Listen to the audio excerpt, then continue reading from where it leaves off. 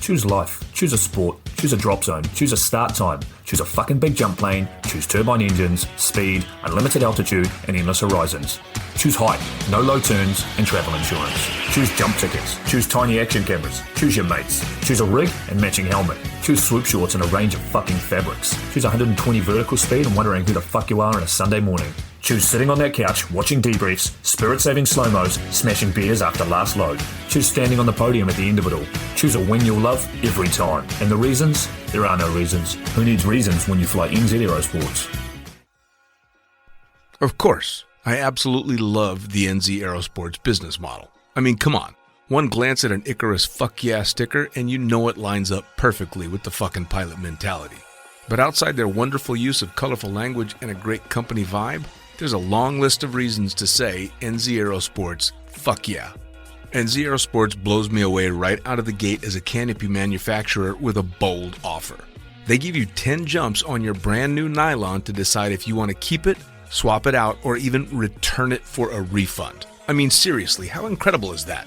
That's like getting halfway through a prom and deciding you prefer the slightly racier date that goes down faster. Seriously, they do that. If you're not madly in love with your new canopy after 10 jumps, they'll let you swap it out for another size or model, or even get your money back. And the range of canopies they've got? Man, they've got a style canopy to fit every jumper and every situation with models you know and trust, like the Sapphire 3, the perfect choice for the beginner or intermediate canopy pilot. The Crossfire 3, when you're ready to kick it up that elliptical notch. The JFX 2, if you're looking to up your new swoop game. The Leia as the workhorse and dirtwater dirt beast, or the Petra. The Petra cranks out crazy power and is nothing short of a record breaker. But hey, it's not always about speed either. Take the Kraken.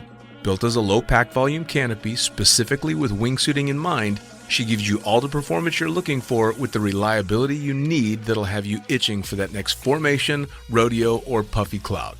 So the equipment is top of the line kick-ass stuff as you already know, but how about the team? Well, the customer service gang is there to sort you out whenever you need them.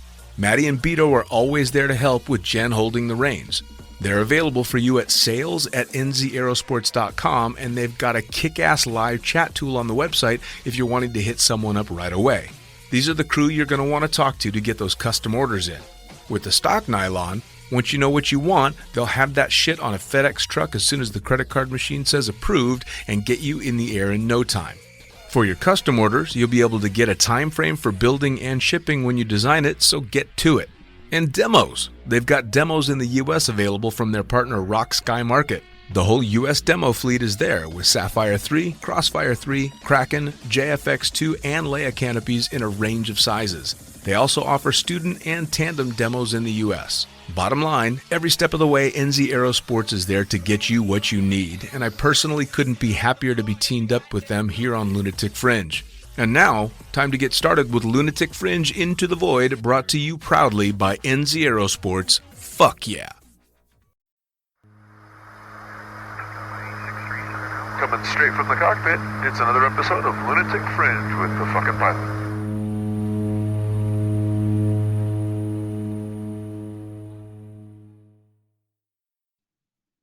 Ready, set, go. All right, back in the can for another edition of Lunatic Fringe Into the Void, and I'm going to have to amend my initial because you're like big boss now. I can't say that stuff. I got to behave myself. Like, do I refer to you as Madam Director now, or? Please, no. I'm still a skydiver at heart. Well, all right, then who the fuck are you and what do you do? My name is Melissa Lowe. I am a professional skydiver with 11,500 jumps. I'm on the Highlight Pro Skydiving team. I'm on the organizing team for Project 19. and I am a USPA national director. That's correct. You are all those things. That's cool. And I'm a mom. That's an important one. There you go. That's probably the biggest one. But I mean, that's quite a list. You are a very busy lady. I'm actually impressed that I got you to sit down long enough to have a chat. Yes, life is so busy, but I don't think I could have it any other way. Yeah. Well, no, I don't think you don't strike me as the couch potato type. No, I love that meme where it says, if you want to get something done, ask a busy person, because I'm the type of person that likes to get shit done. Yeah, absolutely. Well, I'm probably the same way. As soon as something's not getting done by someone else, I'll just do it because I need it done. Yep. Yeah. Exactly. So it's been a year since we talked last, and a whole lot has changed in that year. First off, starting off with the fact that you're now on the board of directors. So how did that come about? Well, I have been toying with the idea of running for this position for some time. And I wanted to run in the previous elections. I think that was 3 or 4 years ago now. But I just had way too many projects. And I know myself, if I dive into something, I want to be able to have the space to dedicate to it. And I just didn't have that in my life. I had a yoga studio, which I've now sold. I have a day job, which now is ending soon. And being a mom, COVID happened. The whole world just went online and shifting. But I rearranged some things just because 2020 exploded my schedule, literally. Sure. And I stepped down from organizing the vertical sequential world record. I'm still participating in it, but it just have too much stuff going on. And having done that and sold my yoga studio, I sat down with the fam, because the family knows when I engage in a project, it's not just me. They wholeheartedly, I need their support. Sure. I need their backing, because that means I might be gone a lot. That might mean I'm on a lot of meetings a lot. It might mean that I have to vent or use it as a sounding board for things, right? So this is a family decision, and I got their support. And my mom, God bless her heart, and I'm so grateful, because my mom has been in the sport forever. Right. And she brought reality. She goes, you know what you're getting yourself into. Are you sure you want to embark on this journey? Right. And it really gave me something to sit with, because it wasn't an immediate, oh yeah, mom, I got this. I'm like, oh, wow, my mom, she just knew the frustrations people have with USPA, because I have similar feelings and frustrations, and I bitched about USPA forever, and Sure.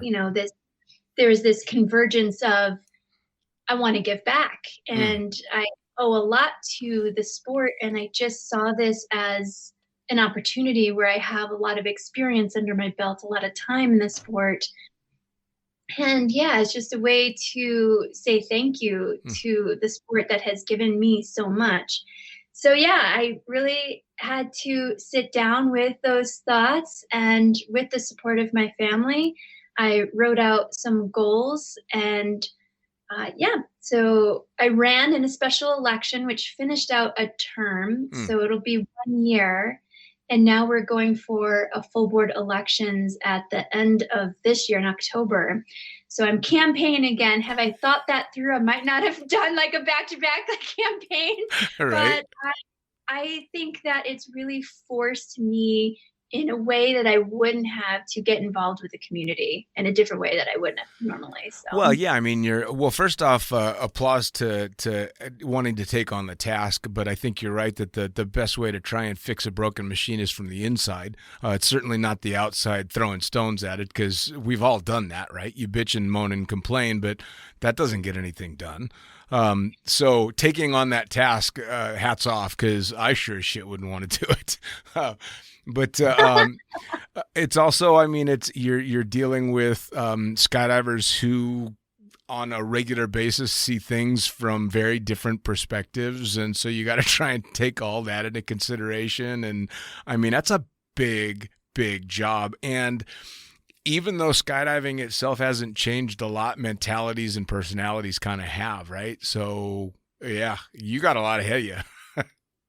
Yeah, I don't mind. I think that I was having the feelings of wanting to run because I was ready. Right. And I think that in feeling ready, I also spent, people don't know this, I went to board meetings for 2 years previous running. Wow. Because I wanted to hear what was happening. I wanted to have my finger on the pulse and see how the board ran and get to know who was on the board, because I realized because I look at it as a world record. These people were going to be my teammates. Sure. And I wanted to know if we could work together to be successful in any mission that we were to embark on. And I know everyone, thinks there's the good old boy club and this and that. And I don't feel like it's like that, but I do see where there is lack and places. I just see a need and I feel like I can help fill that. Sure.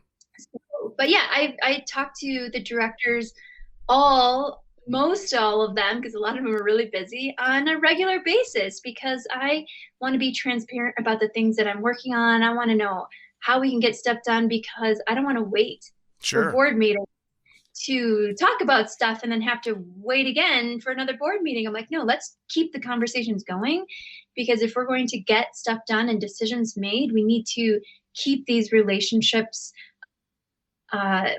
We have to be very active in these relationships in these conversations to get stuff done. And I'm not shy from that. I think, being an organizer, a world record organizer, event organizer, DZO, like all those leadership roles helped me not be afraid of going up to people and saying, hey, this is what I'm working on, and not being afraid of being shot down or saying, oh, you can't do that. Like, okay. I mean, in watching how you've been doing things, at least on social media, you're super vocal, much more so than any of the other directors that I've seen in the past, which is awesome, because you're actively asking people, what do you think of this? What do you think of that? And you're wanting to get feedback, which, in my experience, I've not seen before. And I think you've got the chance of being super, super effective, especially with the changing of the guard and Al sitting in the big seat now. We're talking about, and I hate to say it, the younger generation, but shit, we're not so young anymore, right? So crazy to think, but yeah. Right. Al's the young buck sitting in the big seat, but I know that he's a lot like you, and that he's got a very progressive way of thinking about things, because he's kind of been there and done that through the growing pains that skydiving has had over the last 20 some odd years. And it's been a crazy 20 some odd years. Holy shit, the changes that have happened have been insane. Yep, absolutely. I love that Albert is at the helm. I think he just, I don't know what it is about him. I can't really put my finger on it, but he's like your buddy, but he's so good and so professional and so smart. He groomed himself to be in this position, so it feels like a seamless transition from Ed to Albert, and I just feel very grateful that he is serving at the helm at my time on the board, because we get along really well and communicate. And oh my gosh, he is so busy. I think I'm busy, but he's handling this whole organization, but he always takes the time for any of my phone calls, and I'm the new guy, right? So I have a ton of questions, and I'm not always doing things right, so he's always got my back. I just feel like he has my back on helping me and educate me and point me in the right direction. So I feel incredibly grateful that he is in the seat that he's in. Well, and as soon as I heard the announcement that he took that seat, I was thrilled. I couldn't have thought of a better person, especially having done the Florida Swoop League stuff that he did, and just knowing him and how calm and reassuring he can be. I think it was an absolutely perfect fit. So, I think you're right. He was destined to take that seat. Yeah, he's a great leader for sure. Yeah. So it's been good. So now, what are some of the key things that you've been pushing for, and what are some of the changes that you're looking to see, or not even changes, but let's call them improvements as you're moving forward? What have you been pushing for? So that's maybe a threefold question, because it's evolved already. And just, I think it's only been 7 months since I've been elected in this special election last year. So when I first got on, I was very aware of all the current topics that were happening amongst the board. And I don't feel that I came in with a clear, I'm going to do this and save USPA. You know, Right. I didn't know. I mean, even though that I was there and I knew what was happening in the board, I'm going to go back in history here for a moment. Please. A lot of people don't know this, but, we live in Western Colorado, and shortly after living here, I took on the job as executive director of the Downtown Development Authority. Wow. So we had about 200 businesses in our district, and I have never been in a position like that. I've been a skydiver my whole life, and I was totally out of my element, but I just brought in all the experience I had in skydiving. And I thought, I am new to this city and I don't know what people want. And the only way to do that is to go ask them. Sure. So I knocked on all 220 plus business doors and talked to owners and got their feedback and, just connected with them. So I feel that was such an insight moving into this position on the board, because I just had these visions of how valuable it was to connect with these business owners on what their needs were, because that showed me where we needed to take the DDA. Right. Unfortunately, that entity dissolved, and I didn't have that position, but it was such a great learning experience. It's super fun. I'm glad it wasn't a forever job. Right. But I thought, and I had these daydreams of, I would love to get an RV and just go from up and down, sure, and all around, and meet with every drop zone. But being a mom and, still having my job and, right. and my husband, that's priority. So that wasn't a reality. But I thought, is there a way that I can somehow do that within the scope of the things that are happening in my life? Because I'm still traveling, doing demos and doing big way camps and things like that. So I thought, is there any way that I can couple that with my trips? And so that's what I've done. And I live in Colorado, so I just got done doing my Colorado drop zone tour, just a big lap around the Front Range and back. So I was able to see 5 drop zones in 3 days. And that's another thing. I can't be gone for super long because I got to get home and, right. Someone's got to water the plants. So I just navigated and strategized how I could fit that in. So I've got a couple little mini tours coming up, and then seeing a couple drop zones here and there where I don't have a lot of time, but I can at least connect with one drop zone, throughout the entire year. So yeah, I'm having very similar experiences as when I was the executive director of the DDA. Is now I'm getting, boots on the ground, hearing from DZOs and seeing, because I think I have my goals, but now hearing from the members, I'm going, I need to shift that a little bit, because it isn't about me. Sure. Because in our governance manual, it says national directors need to best represent their constituents. So for us, it's coast to coast and all our foreign affiliates. So I have, so in the beginning, I thought I had ideas, and I pivoted really quick, because I was like, well, that's not what's important to the members. So right. I'm not here for me. So I shifted that. So I'm being very long-winded, but I'm really excited about all the things that I've been working on. But in the first 60 days of being elected, I inserted myself into a subcommittee of safety and training that was writing the language for all the movement jumps to address those safety concerns. And the 2 on the committee were so welcoming in inviting me onto that. And I reached out to all the leaders of the movement community and created this panel. And we had the discussion of what needs to be addressed. What does this look like? What can we do to help people? And we had it all, or I wrote all the language. We took all the information, and the two other board members made sure to give me like, this is how it needs to be. Right. This is the way we need to have it for USPA, because that stuff is still new. And yeah, so in 60 days, I wrote 6-12, and it was unanimously accepted first round at the board meeting. And so it was amazing. And I realized, okay, all that needs to be done is someone just has to do this work. Sure. and get it done. And I think national directors versus regional directors have more of an opportunity to do that, because regional directors have to push all the paperwork, and it's a lot, especially in certain regions. So the other thing is I created a Facebook group for all USPA members as a way to continue connecting and being transparent, because one thing that I've learned, and being on both sides now, is sometimes it felt like USPA just happened at you. Right. And Right. Yeah, right? Like all of a sudden you're like, there's new rules. Like, where did this come from? Right. And I go, and there was another situation where, doing the vertical sequential world record, and I'm engineering skydives within these rules. And I'm going, this is insane.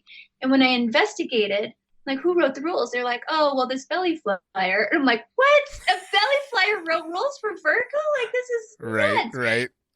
Got to go and change the rules. So I'm going, why didn't USPA not reach out to people like us? Right. So we don't have to do this rework and stuff. So anyways, yeah, the Facebook group is a way that I can reach out to people on a broader scale. Sure.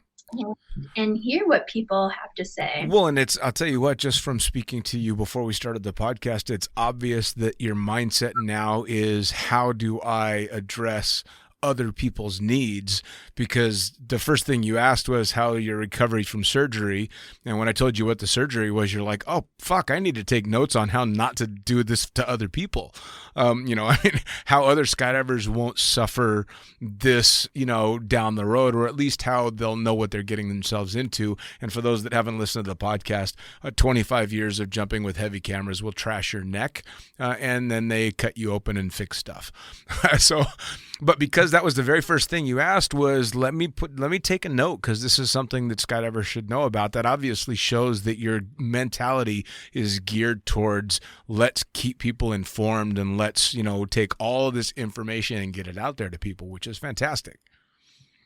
Yeah, I was asked what my ultimate goal is. I don't know if it was just on a personal level. I can't remember if it was personal or as a director.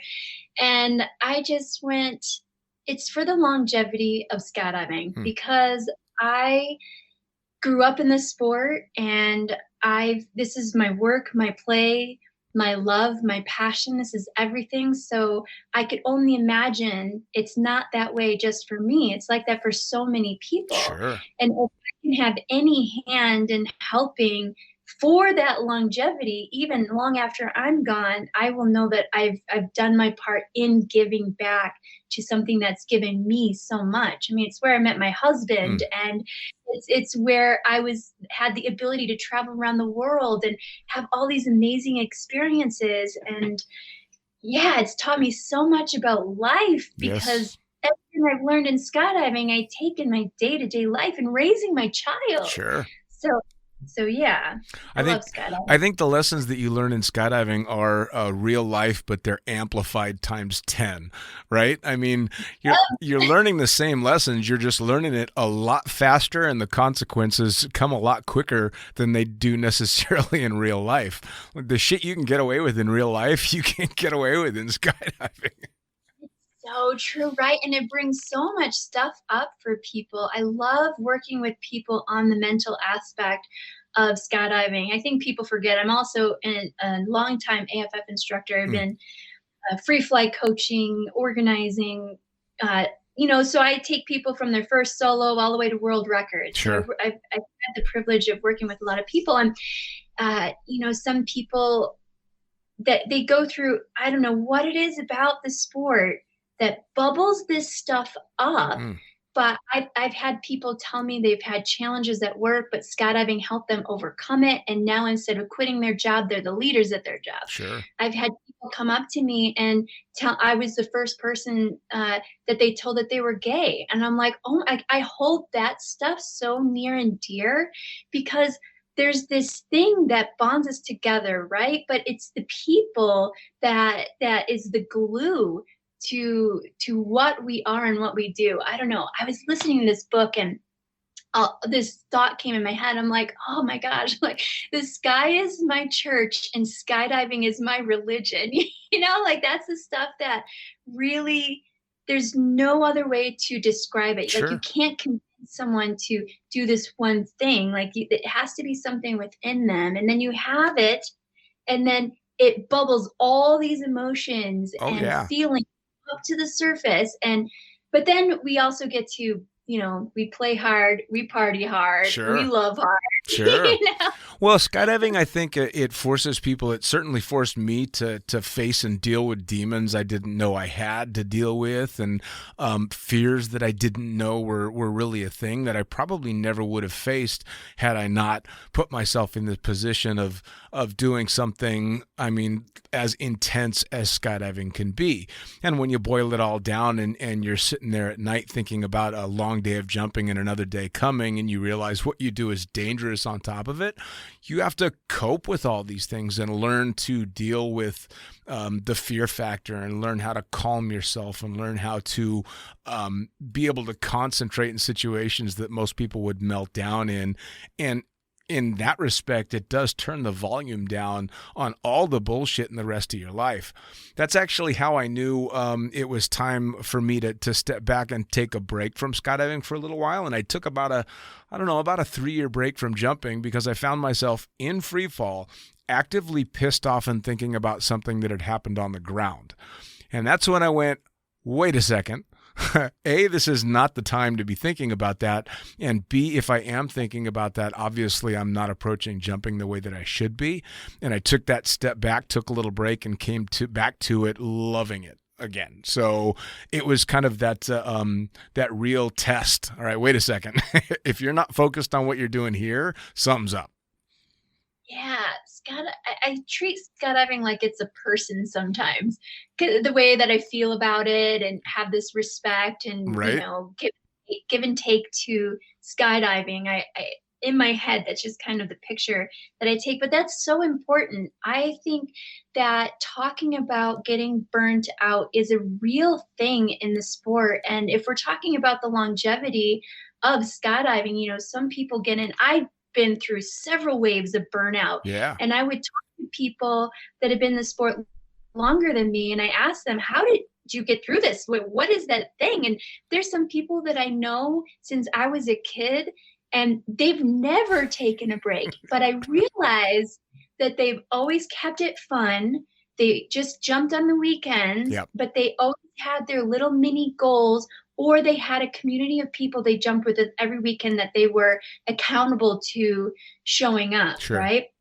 So I see that there's several different ways to handle it. The longest break I've ever taken in skydiving is when I was pregnant with my son, and all I dreamed about was skydiving. Right. I was so bored because I chose not to jump in my pregnancy. I did in the beginning, but it was before I knew I was pregnant. Right. But my decision was based on I'm always a load organizer or an instructor, and I didn't want people to worry about the pregnant lady on the jump. So I'm like, that's kind of a selfish approach. I don't want people to fuck up a skydive because they're worried about me, because then I'm Right. taking their jump. So I decided, and it was in the winter anyway, so I thought, oh, whatever, like I can get through it. But oh my gosh. Fair enough. But yeah, I came back with the same feeling. Like I came back with a vengeance and super ready to be back in the sport and see things a little bit more clear and the smile a little bit bigger. Oh, and yeah. Feeling. It was for me, the burnout was like probably a lot of people that suffer from it. I started jumping, instantly went to work in the sport and continued to work in that sport until I went, all right, fuck this, I need to walk away. And when I came back, I only came back because a buddy of mine suggested that we go out for a fun jump, and the idea made me nervous. And I went, oh, holy shit. I got butterflies just thinking about making a skydive, and I went, I think it's time to go jump again. And since then, I've been a fun jumper, and that's it. You know, my work in the sport is sitting in the cockpit, and I love flying the plane. And so my break from skydiving wasn't really a break from skydiving. It was just a break from jumping. But when I came back as a fun jumper, I've just loved it because there was no pressure to go out, and I didn't have to do 15 tandems in a day. I didn't have to make sure the videos were perfect. I could go out and be the one that fucked up the whole skydive and still had a blast, you know, and it just took all the pressure away. And I just went out and had fun, which I'm not sure I ever did before in the sport. I loved it, but I wasn't just a goofy fun jumper. And so now that's what I get to be, which is amazing. Yeah, I think that there are special people in the sport that can do 15 tandems a day, 5 days a week, forever. Yep. There are those people and they love it. That's just their jam in the sport. But for me, that burnout was really real. Oh, yeah. And I felt alone, and I didn't feel that anyone understood me. And I thought, what is it? Like, Yeah. what do I need? And yeah, I never took a long period off. Just the pregnancy was the longest time because I could never really get away with it. But Right. What shifted for me was going from full-time skydiving to part-time skydiving. I didn't even know that was an option. Right. So I think just there are so many different ways that people can approach the burnout. Some people just need to get away from the people, get away, you know, because there are toxic people in the sport. But Sure. I don't ever want it to take away from what skydiving is, right? Because skydiving's in its own entity, its own person, right? Sure. So when people do take a break, you know, because of the people or that toxic environment or whatever, I feel this like motherly need to want to go and reach out to them and just say, like, skydiving will always be there. Right. Like it still loves you. Sure. I think that's where I was really lucky when I decided to take a break, as I had already transitioned to flying and was still jumping. And because I was still flying, I still had the community aspect of skydiving, which has always been the most important part to me. Like, the jumping's fun, but I'm never going to be a world champion. I'm never going to do these crazy, amazing things. I'm just a fun jumping skydiver. You know, I just go out and have fun and chuck drugs or shoot videos or whatever. But I never had to walk away from the community. So I always had that aspect of it, which was nice. And I've had people recommend before for burnout, if you're burned out on the people, go to a different drop zone, give it a shot. If you're burned out on the jumping, just take a break, because guess what? The canopy that you're jumping now is still going to be jumpable a few years from now. Take a break. It's fine. Yeah, so good. Absolutely. I would recommend the same thing. If it's the people, go to a different drop zone. And we're very fortunate these days to have a plethora of drop zones. They're everywhere. Yeah, they're everywhere. And that's true, for sure. It's wonderful. It's wonderful. So now you've traveled all around Colorado now, but what's the next plan? I mean, are you just going to keep on hitting places? Well, especially now that you're back on the trail for campaigning. I know. I have to remind people, but I don't know if I'm reminding people or just reminding myself that I'm here to connect with you, but I am also campaigning. Right. which I hate, the shameless self-promoting. But it's another one of my goals is that a lot of people don't vote, and I want to get more people involved. So my ultimate goal is to inspire members to either run for position and or just getting more involved, whether that's just being more informed or participating at a board meeting or something, because I feel that we have such a great opportunity to make a difference and have our voices heard within this sport. I think the quote unquote government part of it is so accessible, but it's not always taken advantage of, because I don't know if it's the greater government that, you know, is really intimidating to even like step your foot into. But at the end of the day, the USPA board is made up of a bunch of skydivers. Yep. And I think it's so attainable that it's just right there. But yeah, I want to get more people involved, whether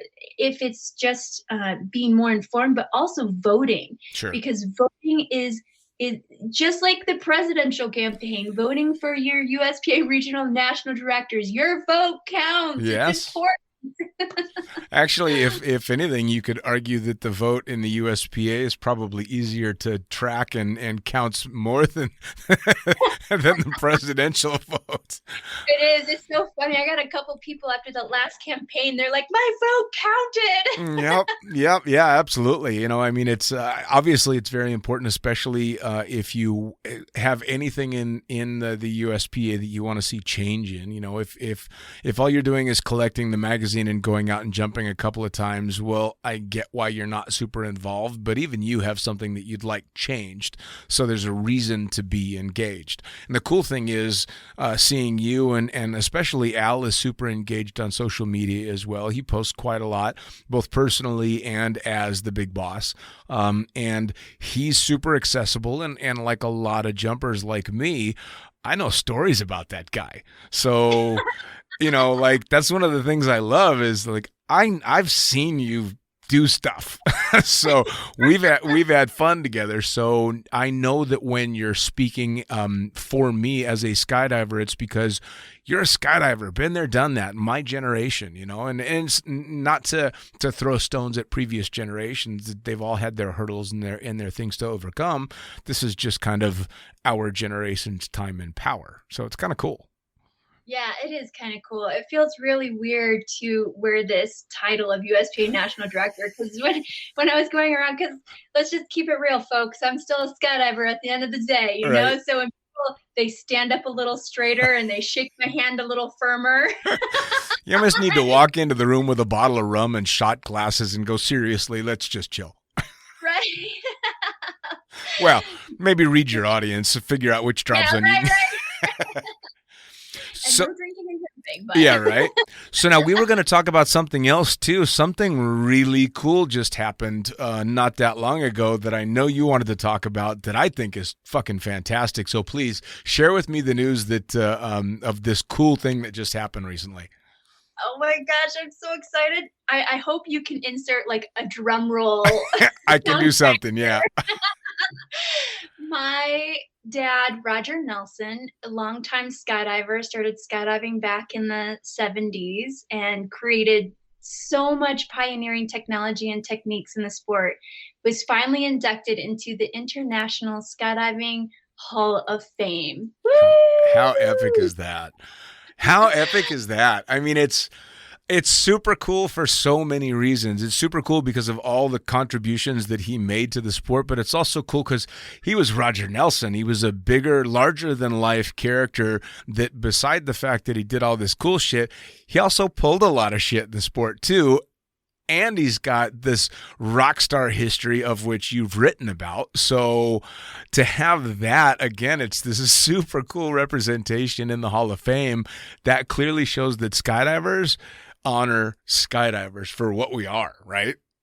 Oh yeah, this is so it's definitely been a point of contention and frustration that he has not been considered until now.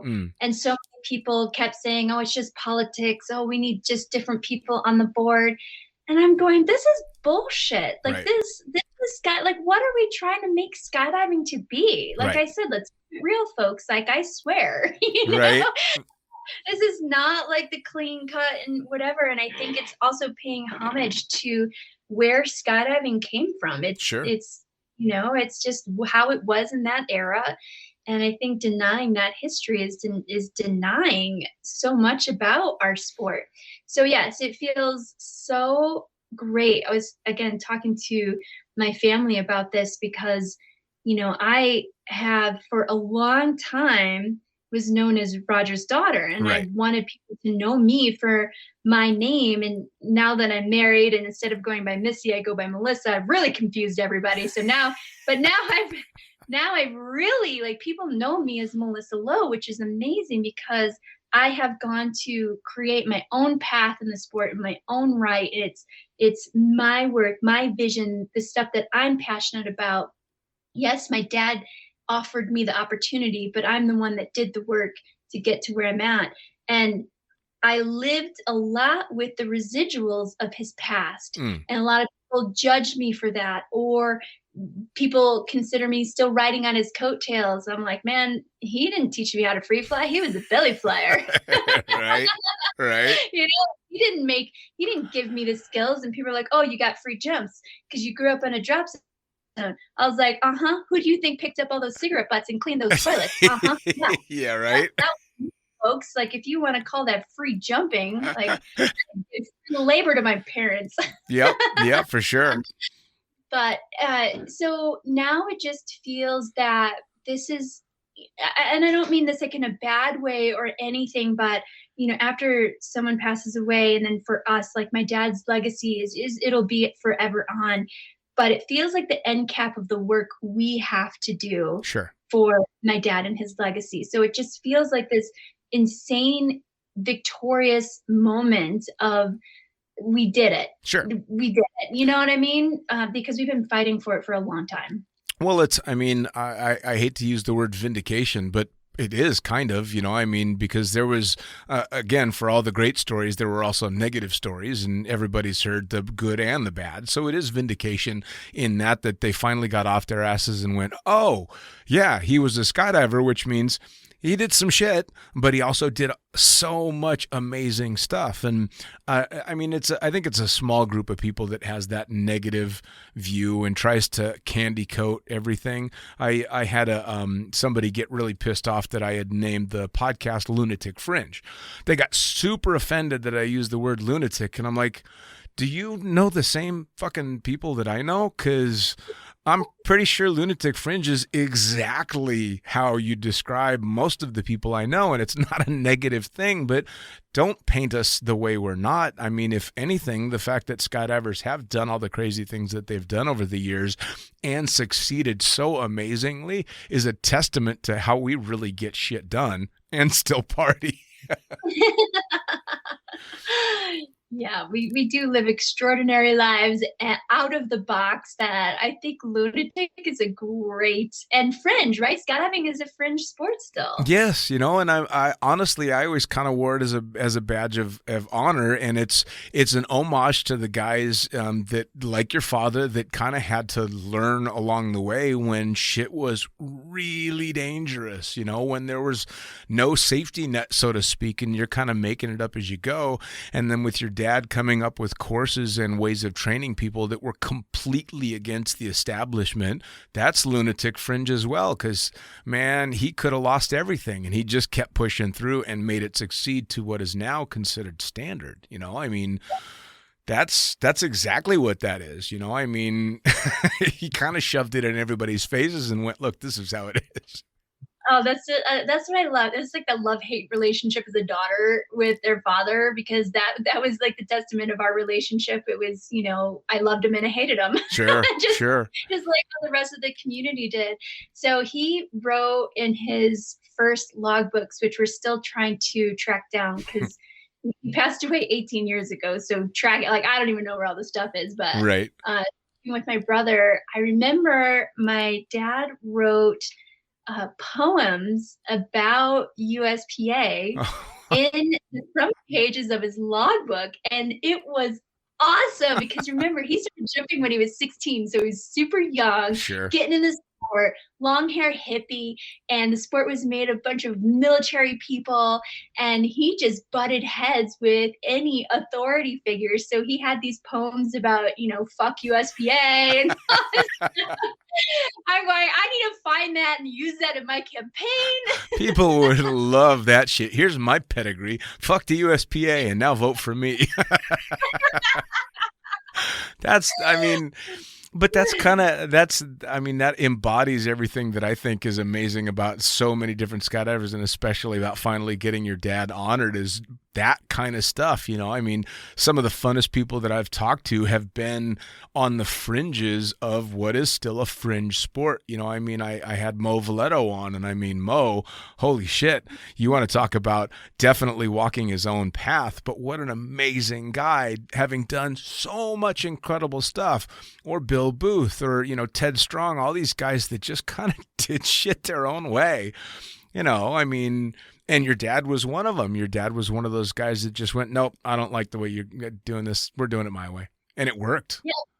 Yep. And he created his own organization. I mean, he always went to USPA first, and he always gets denied. And he's like, well, screw you guys. I'm just going to do it my own way. And I just thought I'd include you in my thing here. Well, and I would imagine that when he was butting heads with them, especially when everything came about in the book and illegal troubles that he had and all that stuff, that must have been fuel to those that were against him, saying, see, he's a bad seed, which is a bunch of bullshit. Because if you ask me, that just means he's succeeded most of the time doing that too. Right.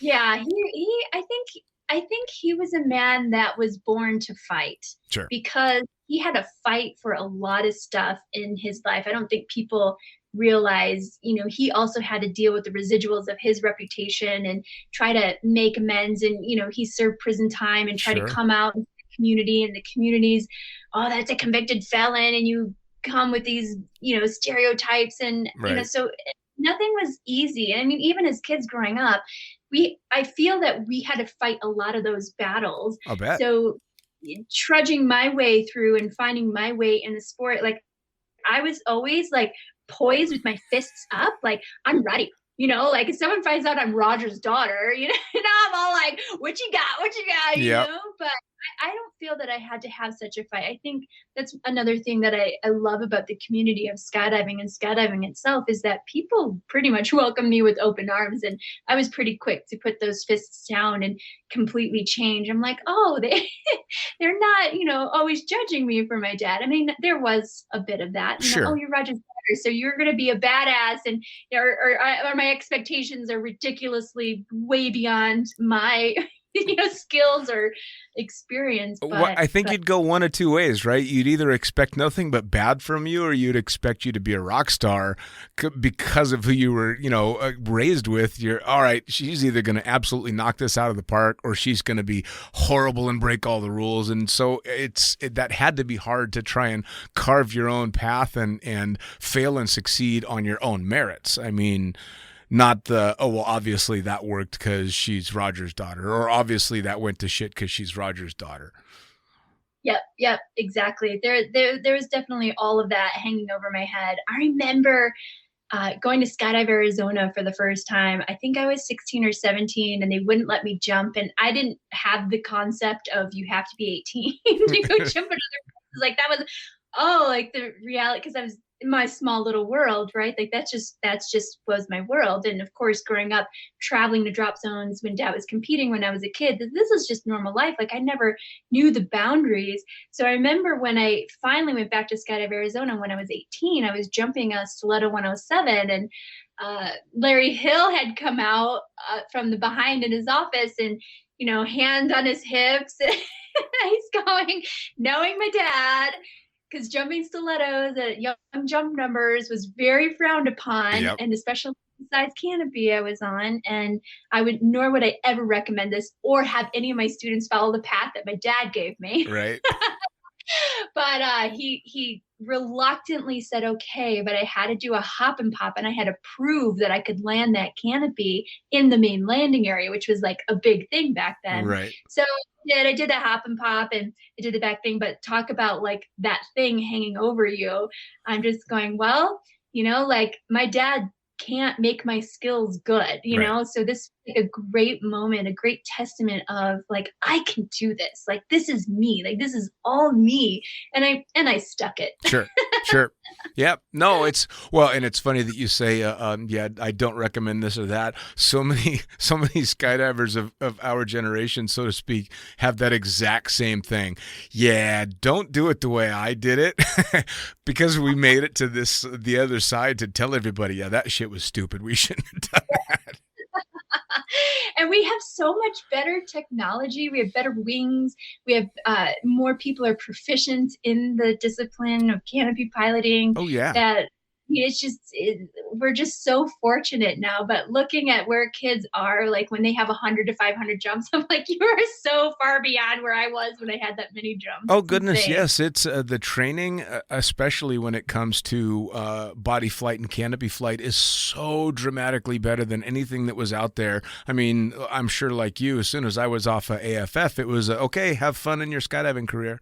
That was it. There was no real path to take. Everybody had tight suits with grippers on, and there were some funny guys that were trying to fly on their heads, and so pick one. That's it. But now someone with very few jumps, in the big scheme of things, can outfly me in the sky and under canopy just because they've had access to this amazing training and technology, which is wonderful. I love seeing it. I kind of like being the dinosaur now.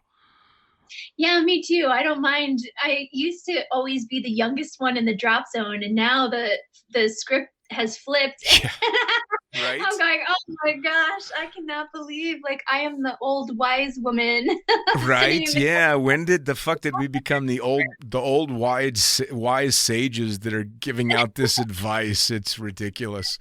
Well, and it's the same with me too, but the coolest thing about skydiving, and I'm sure you'll agree, is age seems to make no difference to anyone. It really doesn't. And that's both when it comes to jumping and when it comes to the party life after the fact. People just don't give a damn. You're just a skydiver, unless you're really old.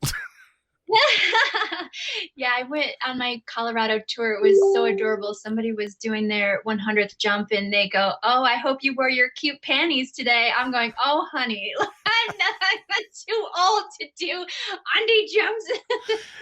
This woman does not do that. Yeah. I think it wasn't that long ago. Somebody made a comment. I had said something about, "Oh yeah, this is the first time I've done this in a while," and someone said beer, and I just laughed. I'm like, no. No, there's nothing on heaven or earth that's going to make me buy a case of beer for anything in skydiving anymore. We have paid our dues. Yeah, I'm beyond that shit. So now tell me, you're going to be campaigning, so that means doing a lot of bouncing around. Is there anything else you got going on that people should know about? Oh my gosh, we are so busy now with the Highlight Pro Skydiving team, Yes. which is the dream team. We have 13 incredible, extraordinary, talented, well-established women on this team. And I tell you, we call ourselves the dream team because we, I think, all had mutual respect for each other before we even gathered together. And a lot of us have wanted to create something like this, but it never worked out, or just timing wasn't right. There's just a lot of challenges, obstacles to get through. So now that we're together and doing things that, now that we've got just over a year under our belt, and we did a awesome, epic training camp in Arizona, Swooping Fire, continuing to train big flags. We're just in this mode of continuing education because we are serving just this greater purpose and identifying social justice issues and using our team to help amplify these messages outside of our industry and serving this mission that we want to inspire women and girls. And even though it's just women and girls in our mission statement, we know that it applies to everyone. Sure. But inspiring everyone to live brave, bold lives of their own design, whether that's in skydiving or outside of skydiving. And last year, we went around the country celebrating the 19th Amendment, which is the women's right to vote. And this year, we are amplifying the message of women in sports, just because there's so many levels of inequality with women in sports, whether it's not getting the same pay as men or opportunities, or, I think softball, after college softball, it's, there's nothing unless you go to the Olympics or something. Right. So there's these huge gaps that we get to go and talk about and help them spread their message. And hence the team name Highlight, because we are highlighting these messages. So Which is we have a few. It's pretty damn epic. I mean, if you think about it, it kind of being able to do what you do puts an exclamation point behind the message of anyone else that's out there trying to get that same message across. I mean, you put a bunch of badass women in the sky doing these incredible things for some other cause. And I mean, come on, it really is pretty spectacular. It is. It's so awesome. I feel incredibly fortunate. It's just one of those things where I just put my hands together and just in this moment of a space of gratitude. The other thing that for me, the team, it's so much more than just the team and what we're doing. I just think about my own personal journey and career in the sport and where I've gone. And Highlight is just, it's a pivot in my career because I'm doing demo jumps, which isn't we've all have a handful of demo jumps, have my program, but it's not something you do every day. So it's taken me out of my comfort zone because free flying big waves, it's my jam, and forcing me to learn another discipline. Having we wear bigger canopies. I normally jump a velo 90. I am getting a VK one of these days, pretty soon. Everyone is like, why are you jumping a velo? I'm like, oh my gosh, 20 years on a velo. Like, come on, people. I love this thing. It's slow. Right. For me. But we're jumping bigger canopies. So it's a challenge to, just learning a new wing. Like, how can I fly this wing the best that I can to be the current I can, to land in tight spaces, and then strapping all these things on us and, getting nervous again and facing new types of fears. Sure. And performing. We have to perform and remembering to smile and land when you land, because you don't even realize 10,000 jumps, you just land and you stir your toggles and you walk back and, just smile and be like, what's up? I'm cool, But like putting on a show for people, it's just another level in skydiving that, we were talking about the burnout stuff.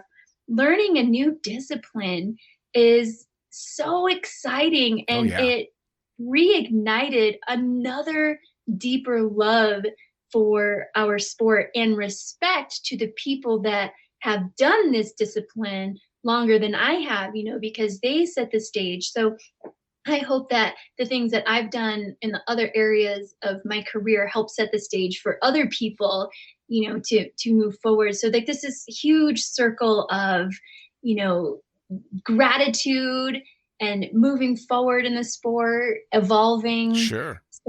So Highlight's awesome. And well, yeah, I've seen quite a bit of the stuff coming across social media with Highlight, and it's amazing to see that continuing on. And hopefully you guys have got a huge snag-free year coming. No more COVID shit slowing everybody down. I know. Do you have any big events coming up specifically with them? We do, but some of them are not confirmed. So it's cool. Sometimes it's fly by the seat of our pants, and last minute we're on a plane going somewhere. but we also are still pursuing Project 19, which is the women's vertical world record. Yep. We're doing it next year. So it will be the 102nd anniversary of the 19th Amendment. So we will be attempting a 102-way. Awesome. So behind the scenes, kind of revamping, getting the schedule and stuff together, mapping that out for the journey forward. But it's world record season. Like, I'm so excited. So we have the vertical sequential world record in September this year. And then we'll have the 200-way vertical world record in Chicago next year, 2022 in the summer. And then that will be followed up with the Project 19. So this is my favorite season. Yep. It's going to be big and it's going to be busy, no doubt. Now, here's the important question, though. Are you going to make Summerfest? Hell yeah. That's really all that matters, right? If now. I get my priorities straight here. Yes, yeah. Right now, it's got to be about Summerfest. Well, this is the big 2-0, isn't it? So my brother's going to kill me for saying this because he's so humble and he's just like, it is what it is. But Summerfest was the brainchild of my brothers and mine, because the World Freefall Convention was happening forever and it excluded free flying. It was like a belly focused thing. Yep. And so we went back to our pops and we said, we need to do like a free fly event like this. But my dad, being the belly flyer that he is, And being who he is, he's like, well, we can't exclude anyone. Right. So he goes, why don't we do a weekend to weekend event? And one weekend we'll do more belly stuff, and the second weekend would be more free fly stuff. And, and we're like, okay. And then what do we call it? And my dad, I think, is the one who came up with Summerfest. So that name stuck, but I'm going because it's kind of, I don't know, 20 years. 20 I cannot believe years. I can say I've been doing something this long, but yeah, 20 years ago. Well, it's actually 21, but 2020 screwed everything. So Sure. it didn't happen. So this is legitimately the 20th anniversary. Which is insane. I mean, I remember because as a newer skydiver at the time, I'd only been jumping for 4 years, and I was getting ready to think, all right, I got to go to the convention. I've been jumping long enough now. I'm a skydiver. I got to go see this convention thing. Even though by the time that was rolling around, it was known for being just way out of control, just too much. And then Summerfest started, and of course it started out kind of small, and then next thing you knew, I was busy flying, so I didn't get to go. But and then I flew for the competition, so I was over at CSC, so I never got to jump at Summerfest, but I would sneak over for the parties. It has like a really good blend. I haven't been to Summerfest in the last couple of years. Like I peppered throughout the last 20 years, but I remember my brother and we love to party. Like, I don't party anymore these days, but it was really about the skydiving. Sure. And the party just happened because of the epic skydiving, and even that evolved. But I love Summerfest because I still feel it carries that essence that it's about the skydiving. It is. And the party is just like the bonus aspect, right? Like the cherry on top of an epic day. But that's one thing that I loved about Summerfest. I remember one Summerfest, I did 100 jumps in 10 days. I was so tired by the end of that event, and I have never, ever done that again. I don't blame you. That was way too much. I don't blame you. Well, I knew a few different types that would go to Summerfest, and there were those that went just to jump and last load. They might stick around for a beer, but then they were going to hit the sack because they knew they were going to be jumping crazy the next day. And then there were the Summerfest people that might jump this Summerfest. Like they were going and they were going to have their gear and they might even jump this year, So I think there is that blend, but you're right. I think it's predominantly about the badass skydives because people go there to do new kick-ass shit. Yeah. So this year is going to be off the hook. I'm so excited. And so I brought my son to a Summerfest a couple of years ago, but now he'll be almost 7 at the event. His birthday's like right after it ends, but I'm bringing him too because I don't know, like this is the shit that I grew up with. Sure. And he has a kiddo too, so I just thought, man. And then my cousins are coming out. So this is like a big family thing for us too. So yeah, I'm excited beyond words. Well, I expect lots and lots of amazing videos and photos and all that stuff to come out of Summerfest without a doubt. Now, as we wrap things up, how do people A, track your campaign? B, how do they find your page on Facebook where they can talk to a director and give ideas and that kind of stuff? And then how do they find out about just you and what projects are going on? What are the websites and the Instas? Awesome. My website is melissa-lowe.com. So you can find all the things there, how to contact me, how to get to Facebook and Instagram and all that stuff. Facebook, if you search for Melissa Lowe, USPA National Director, you'll find me. But I do screen everybody who comes in. So I only allow current members that are in good standing join because those are the people that I represent. And so when I hear from you, I know that everyone there is a USPA member. And yeah, otherwise you can find me on Facebook. I am only bringing people into my athletes page because my personal page is for my personal stuff. Sure. I'm trying to keep that separate these days, but it's really hard. But, sure. Oh, yeah. No. Hey, believe me, I feel you. And it's important to try and have that separation. Well, Madam Director, I cannot thank you enough for your time this morning. Oh, you're awesome. I always appreciate hanging out with you. Yeah, that was really, really great. Again, I look forward to catching up to you in another year or so after the re-election and all the new great stuff that's to come. Yeah, Yeah, sweet. Thank you so much. Bye. All right, there you go. Another episode of Lunatic Fringe Into the Void in the can. This one with Mr. Brian Casserly. Brought to you, as always, by Fuck Yeah. That's right. Let's hear it. NZ Aero Sports and Icarus. Also brought to you by Pussfoot.com. Pussfoot.com, the Extreme Sports Collective. Brought to you by Summit Parachute Systems, Jarrett Martin, Badass Pilot Rigs, Badass Rigging Courses. And then there's me, as always, the fucking pilot. Fuckingpilot.net, theprincesspilot.com, both go to the same places. You can find the links to all the podcasts as well as both of the books, although I've discovered this podcast is available pretty much wherever the fuck you get your podcast. Anyway, have a good one. We'll see you next time.